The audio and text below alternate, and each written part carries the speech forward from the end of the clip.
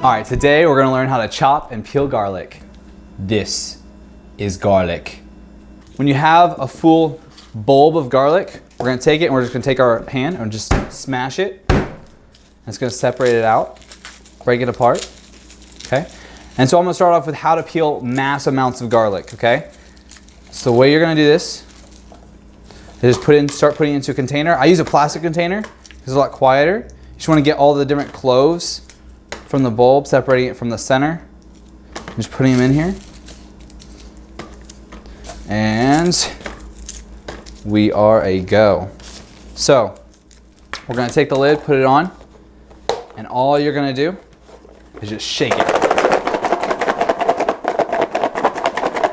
And then open it up, and you got peeled garlic right there.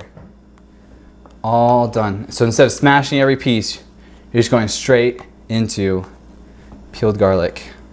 If you're doing an individual clove of garlic, just peeling it, then you're gonna take it and take the side of your knife, and you're just gonna smash it, and then the garlic will peel right out. So then you can get your individual cloves of garlic. And that's instead of having to do the other ones. But like I said, I recommend doing the bulb at a time and then just having the peeled garlic in your fridge. The way to cut garlic.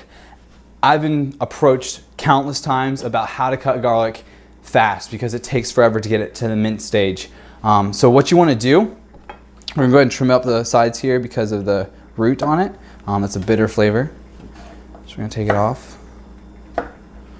To get started, you don't want to just start chopping into it because if you do that, it's going to take forever till you get to a bunch of pieces. So what we're going to do is we're going to flatten it out first, and that breaks it a bunch. So just hitting it with the side of your knife like you do when you crush it to open it, but this time you're just doing it to break it up. And then you're gonna cut it like you cut any other thing. You're not gonna just start chopping at it. You're gonna go in and you're gonna be super careful and just cut. So you're cutting these thin little strips, okay? And then after you get the strips done, turn it and then cut through it again. And so in like 5 seconds, I'm already at a pretty small cut for garlic. And then from there, you can start chopping away to get to that really fine mince for garlic. That's how you chop garlic.